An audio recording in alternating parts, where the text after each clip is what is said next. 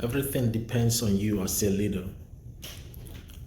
The destiny and the fate of the people that you are leading is dependent on you. You will have a heavy responsibility on your shoulder as a leader. A leader is anybody that has influence over people. So any position you find yourself where you have to take a decision to influence the life of people, either as a father in a family or a mother in a family, because as a father you determine the vision and the direction of the family. As a mother, you nurture the family, so the children are looking up to you. As a mother, you are a leader. At your place of work, there are people who are depending on you to take a decision. In your organization or your institution, there are people who are looking up to you as a boss, an owner of business, to take a decision. As a leader in church, there are people who are looking up to you to take a decision. And because of that, I want to let you understand that the destiny of the people that you are leading, their future and their fate, if I may use that word, is in your hands. Because everything rises and falls on leadership. If you take the wrong decision,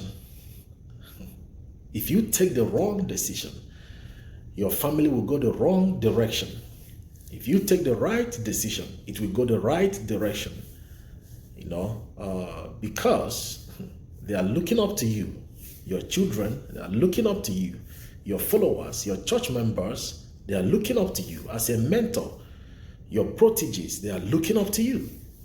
You might not be a pastor of a church. You might not be a husband, a father. You might not be a business owner.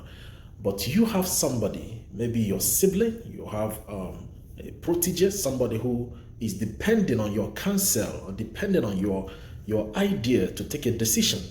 And because of that, you want to make sure you take the right decision when people are looking up to you. And another thing I want to let you know is that the life of a leader, what I'm about to say is I want you to pay attention. I'm about to tell you something that is very, very important. This might help somebody right now. I'm about to tell you something very important. Your life as a leader, you will live a great part of your life on the edge.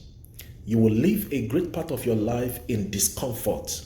You will live a great part of your life in you may not believe what I'm about to say, but you will live a great part of your life in pains. In pains. Yes. In pains, because God will let you feel the weight of what you are carrying, because you are carrying the destiny of people on your shoulder.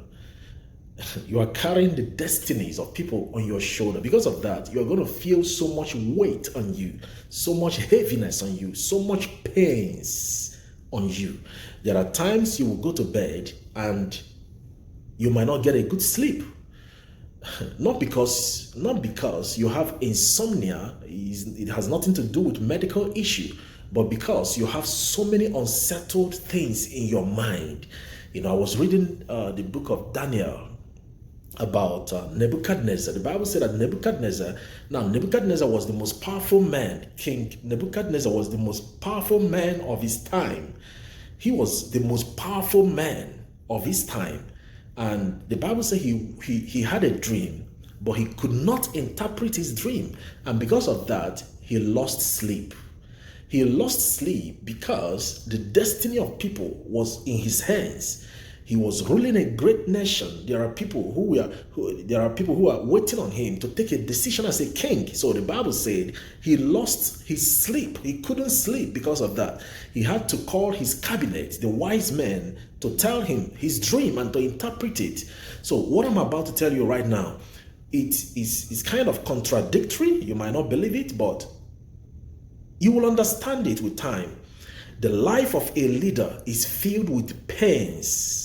When I mean pains, I'm not talking about afflictions, but I'm talking about the weight. You're going to feel so much weight on you. Sometimes God will let you go through certain things because of your followers, so you can develop compassion, so you can develop empathy. There are things you go through in life not because of you, but because of people that you are leading. So God will let you experience certain painful situations in life, so that when you begin to counsel somebody else, you begin to mentor somebody else, when somebody approaches you, you are able to have compassion.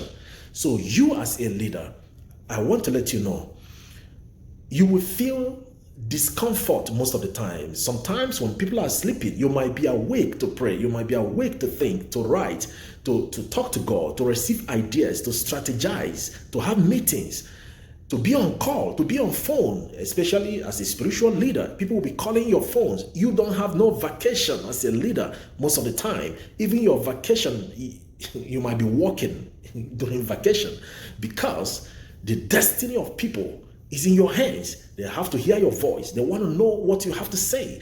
They want to know your idea. They want to know the vision of the institution. They want to know the direction the family is going. They want to know the next move in the church. If you're a leader and you are listening to me, don't you ever plan that your life will be comfortable. Don't plan that. Do not ever think that your life will be comfortable. A leader lives an uncomfortable life. I was talking to a friend and I told her, I go to sleep every night between 2 a.m. and 3 a.m. That's when I go to sleep. So I stay up until 2 a.m., sometimes 3 a.m. See, when the destiny of people is in your hand, you will stay up to pray. You will be at your prayer altar crying out to God because somebody gave you a prayer point and you have to deliver. You have to cry out to God. You have to shed tears at your prayer altar so that that person will get an answer. If you're a leader, you will be ready to receive bullets for people. You are the one standing at the gate. You are the one to get the bullet. So if you are not strong, something has gone wrong already. The life of a leader is filled with so much pains, filled with so much discomfort. God will push you to the wall. God will let you get to a breaking point. God will let you feel the tears of people. Sometimes, I want you to pay attention to what I'm about to say. Most preachers who are in a healing ministry were once sick. They once went through a terrible sickness.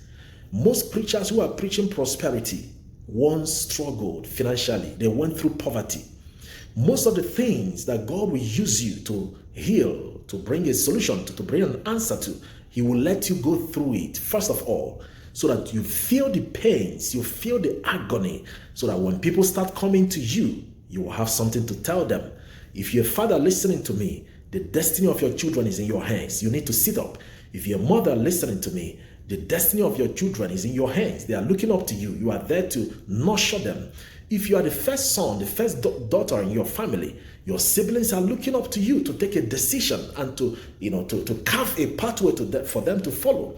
If you're a leader in church, you have followers looking up to you. If you're a leader in your organization, at your place of work, in school, there are people looking up to you.